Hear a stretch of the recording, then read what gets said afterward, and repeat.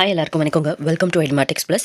SGT exam ரிவிஷனுக்காக நம்ம பார்க்குற லெசன் வந்து 9th திராவிட மொழி குடும்பம் உரைநடை. ஆல்ரெடி செய்யுள் பார்த்துருக்கோம். இதில் இம்பார்ட்டன்ட் பாயிண்ட்ஸ் மட்டும் சொல்கிறேன், நோட் பண்ணிக்கோங்க. திராவிட மொழிகளுக்குள் மூத்த மொழியாய் விளங்குவது தமிழ். திராவிட மொழிகளுக்குள் மூத்த மொழியாய் விளங்குவது தமிழ். திராவிட மொழிகளுக்குள் மூத்த மொழியாய் விளங்குவது தமிழ்.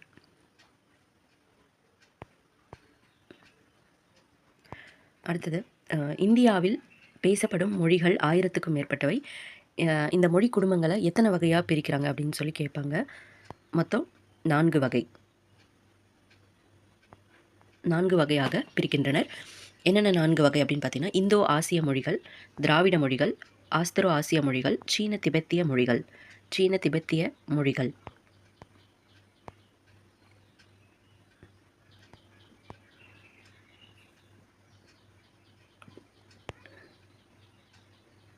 திராவிடம் என்ற சொல்லை முதலில் குறிப்பிட்டவர் குமரில பட்டர்.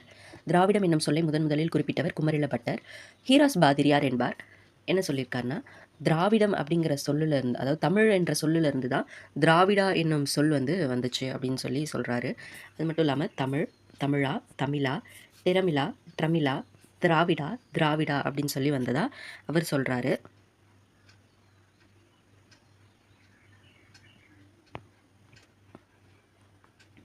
அடுத்தது, 1856 திராவிட மொழிகளின் ஒப்பிலக்கணம் அப்படிங்கிற நூலை கால்டுவெல் எழுதினார். சரிங்களா? அதில் என்ன சொல்லியிருக்காருன்னா, திராவிட மொழிகள் ஆரிய மொழி குடும்பத்திலிருந்து வேறுபட்டவை அப்படின்னு சொல்லியிருக்காரு.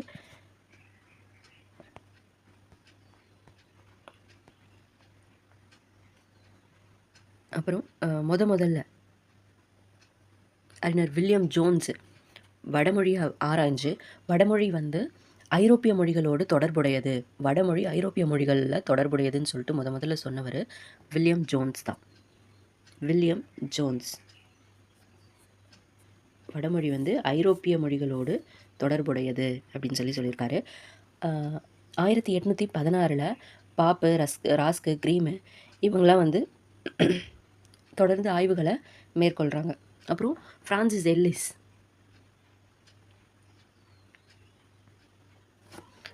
அவர் தமிழ், தெலுங்கு, கன்னடம், மலையாளம் இந்த மொழிகளை எல்லாம் ஒப்புமைப்படுத்தி ஆய்ந்து இது எல்லாமே ஒரு மொழி குடும்பத்தை சேர்ந்தவை அப்படிங்கிற கருத்தை முன்வைத்தார். இந்த மொழிகளை ஒரே இனமாக கருதி தென்னிந்திய மொழிகள் அப்படின்னு அவர் சொன்னார். அடுத்தது, தென் திராவிடம், நடு திராவிடம், வட திராவிட மொழிகள்னு சொல்லி கொடுத்துருக்காங்க. வட திராவிடம் பாருங்கள், 3 மொழி தான். வட திராவிடம்ன்றதுக்கு ஒரு சின்ன ஷார்ட்கட் சொல்கிறேன்.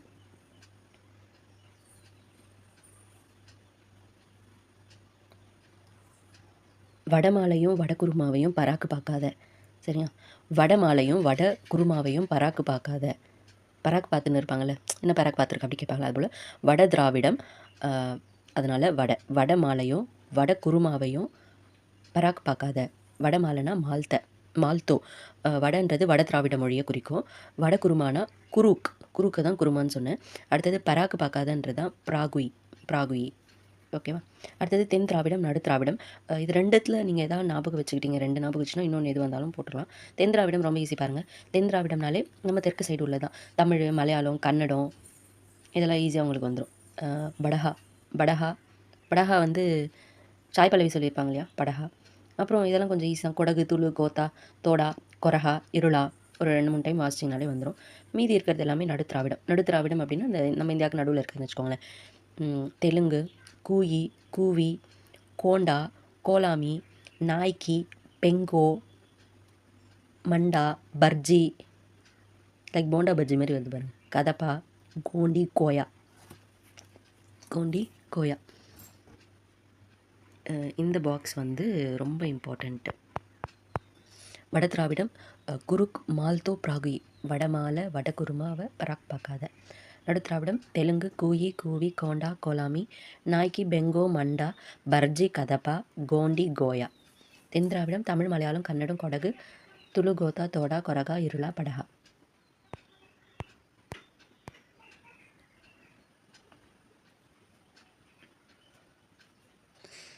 இது மட்டும் இல்லாமல் நம்மளுக்கு ரீசெண்டாக சிலது வந்து கண்டுபிடிச்சிருப்பாங்க. அதாவது சோழிகா, எருகா, தங்கா, குறும்பா, சோழிகா. எருகா, தங்கா, குறும்பா, சோழிகா. இதுவும் வந்து திராவிட மொழிகள் அப்படின்னு சொல்லுவாங்க. திராவிட மொழிகள் பற்றி இம்பார்ட்டண்ட்டான விஷயங்கள் எல்லாத்தையுமே வந்து நம்ம பார்த்துட்ருக்கோம். திராவிட மொழிகளுடைய சொற்களை நீங்கள் ஆராய்ஞ்சு பார்த்தோம் அப்படின்னா அதில் பொதுவான வேர் சொற்கள் இருக்குது அப்படிங்கிறத நம்மளால் கண்டுபிடிக்க முடியும். அப்புறம் கால்டுவெல் சொன்ன இந்த ஸ்டேட்மெண்ட் ரொம்ப முக்கியம். தமிழ் வடமொழியின் மகள் அன்று, அது தனி குடும்பத்திற்கு உரிய மொழி, அது சமஸ்கிருத கலப்பின்றி தனித்து இயங்கும் ஆற்றல் பெற்ற மொழி. மகளன்று, தனித்து இயங்கும், இதெல்லாம் வந்துச்சுனாலே கால்டுவெல் சொன்ன ஸ்டேட்மெண்ட்டு தான். தமிழுக்கும் இந்தியாவின் பிற மொழிகளுக்கும் தொடர்பு இருக்கலாம் அப்படின்னு தான் அவர் சொல்லியிருக்காரு. தொடர்பு இருக்குதுன்னு சொன்னதில்லை. ஸோ ஏன்னா தமிழில் இருந்தால் மற்ற மொழிகள் எல்லாம் வந்துச்சு அப்படின்ற மாதிரி சொல்லுவாங்க. ஸோ மகளன்று, தனித்து இயங்கும் இந்த வேர்ட்ஸ் எல்லாம் பார்த்தீங்கன்னா கால்டுவெல்ல போட்டு விட்டுருங்க. அடுத்தது, திராவிட மொழிகளில் பொருள்களின் தன்மையை ஒட்டி பால் பாகுபாடு அமைஞ்சிருக்கு. ஆனால் வடமொழியில் அந்த மாதிரி அமையலை. பால் பாகுபாடு, அதாவது ஆண்பால், பெண்பால், வளர்பால், அந்த பாகுபாடெல்லாம் திராவிட மொழியில் தான் இருக்குது, வடமொழியில் இல்லை. அதே போல் ஜெர்மன் மொழியிலும் இந்த மாதிரியான தன்மையை காணப்படுது அப்படின்னு சொல்லியிருக்காங்க.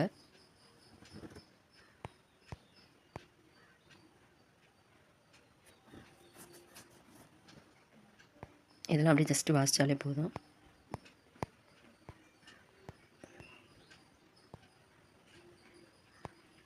தமிழினுடைய தனித்தன்மைகள். செம்மொழிக்குரிய தகுதிப்பாடுகள்: தொன்மை, பிறமொழி தாக்கமின்மை, தூய்மை, தனித்தன்மை, இலக்கிய வளம், இலக்கண சிறப்பு, பொதுமை பண்பு, நடுவு நிலைமை, பண்பாடு, கலை, பட்டறிவு வெளிப்பாடு, உயர் சிந்தனை, கலை, இலக்கிய தனித்தன்மை வெளிப்பாடு, மொழி கோட்பாடு. சில திராவிட மொழிகளுடைய பழமையான இலக்கிய இலக்கணங்கள்.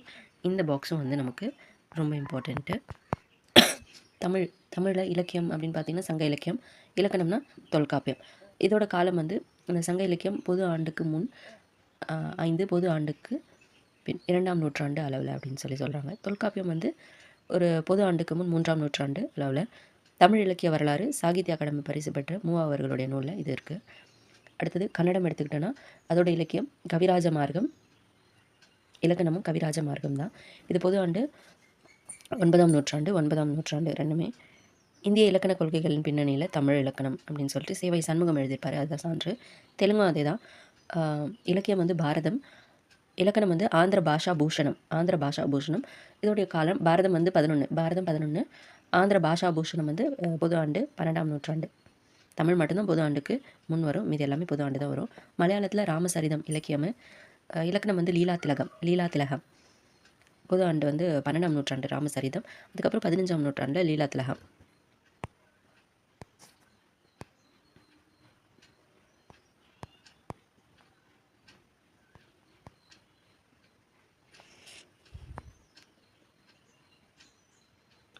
ஓகே, இதெல்லாம் அப்படியே வாசிச்சாலே போதும். அவ்வளோதான் வந்து திராவிட மொழி குடும்பம். அடுத்தது தமிழ் ஓவியம். தமிழ் ஓவியத்தை எழுதுனது ஈரோடு தமிழ் அன்பன். காலம் பிறக்கும் முன் பிறந்தது தமிழே, எந்த காலமும் நிலையாய் இருப்பதும் தமிழே, அகமாய் புறமாய் இலக்கியங்கள், அவை அமைந்ததை சொல்லும் இலக்கணங்கள், நிகரில்லா காப்பிய பூவனங்கள், உன் நெஞ்சம் நடத்தட்டும் ஊர்வலங்கள்.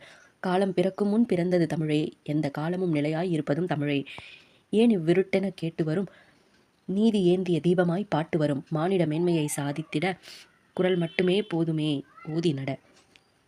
திருப்பியும் அந்த காலம் பிறக்க முன் பிறந்தது தமிழே, எந்த காலமும் நிலையாய் இருப்பதும் தமிழே, எத்தனை சமயங்கள் தமிழ் ஏந்தி வளர்த்தது தாயெனவே, சித்தர் மரபிலே தீதருக்கும் புது சிந்தனை வீச்சுகள் பாய்ந்தனவே. திருப்பியும் அந்த காலம் பிறக்கும் முன் பிறந்தது தமிழே, எந்த காலமும் நிலையாய் இருப்பதும் தமிழே. ஓகேவா?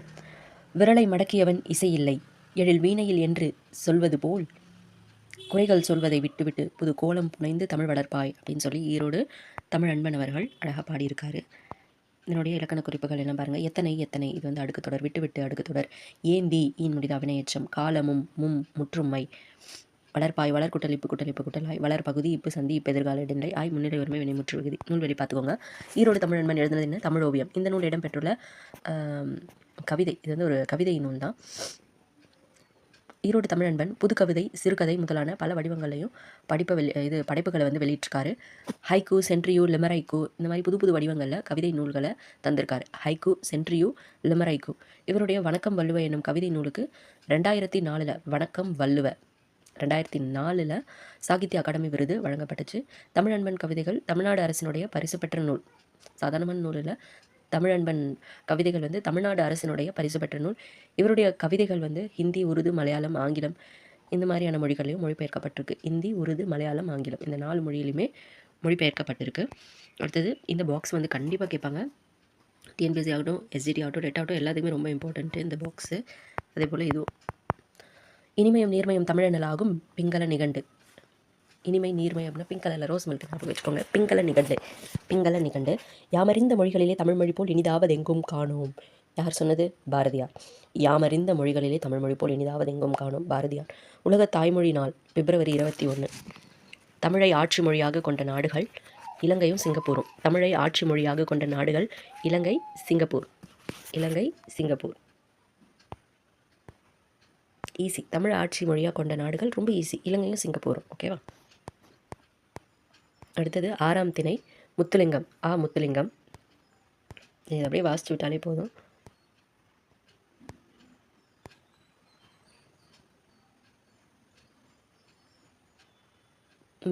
Robinson Crusoe. டேனியல் டிஃபோ எழுதினது தான் ராபின்சன் க்ரூசோ அப்படிங்கிற புத்தகம். Robinson Crusoe.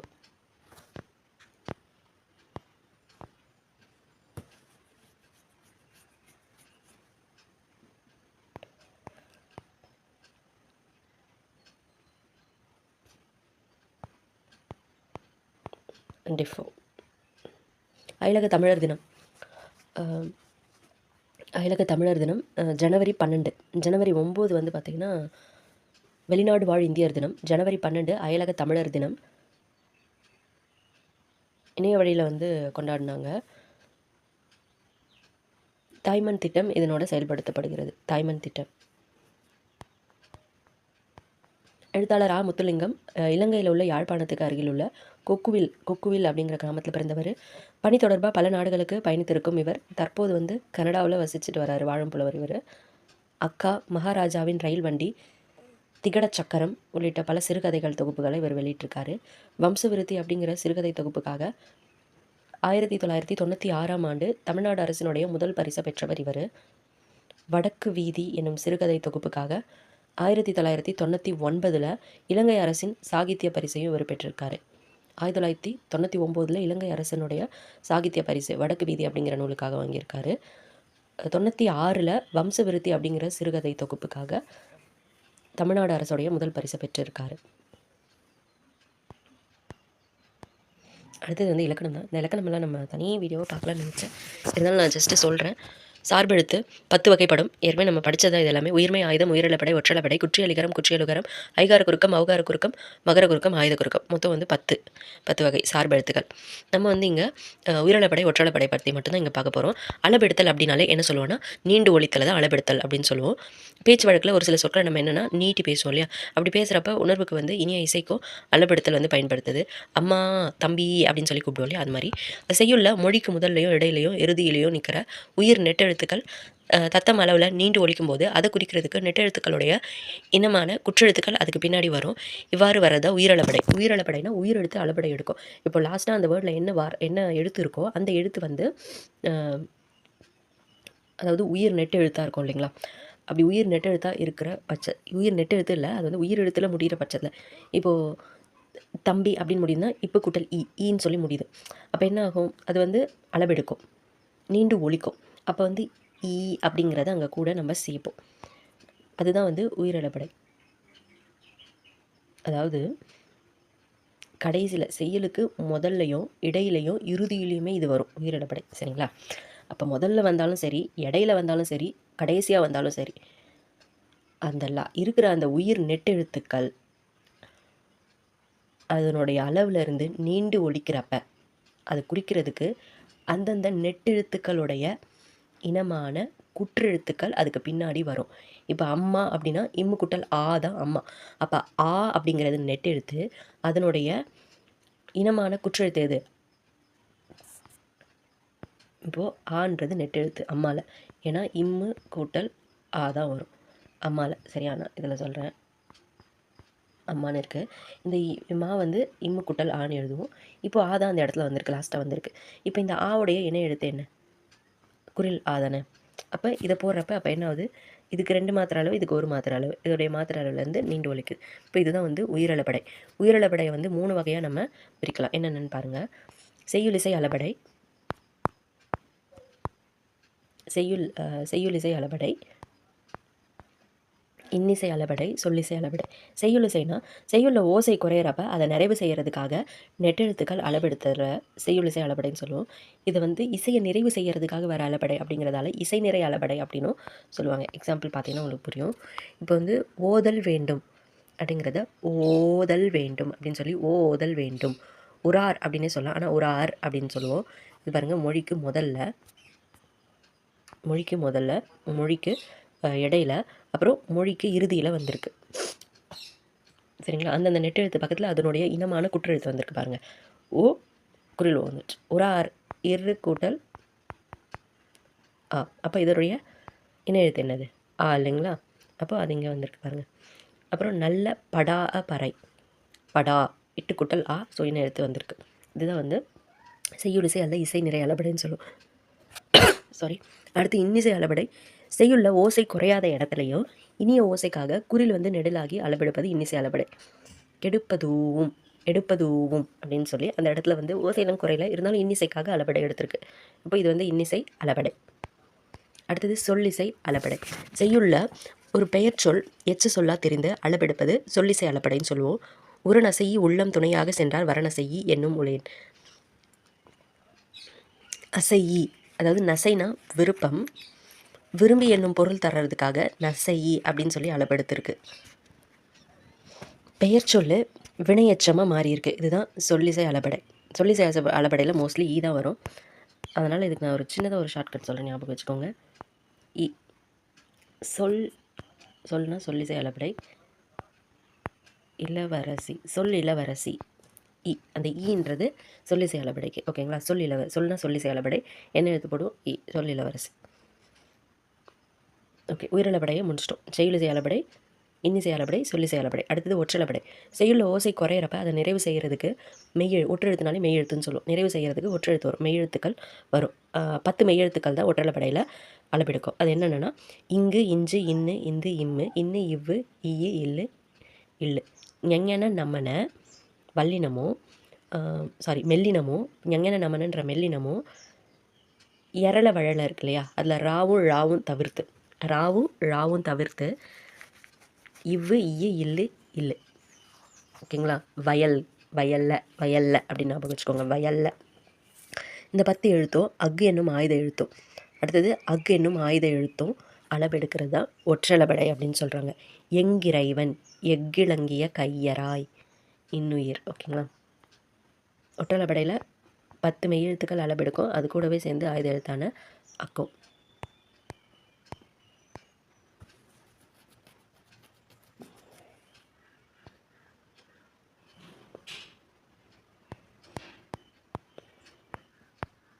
Okay, thank you.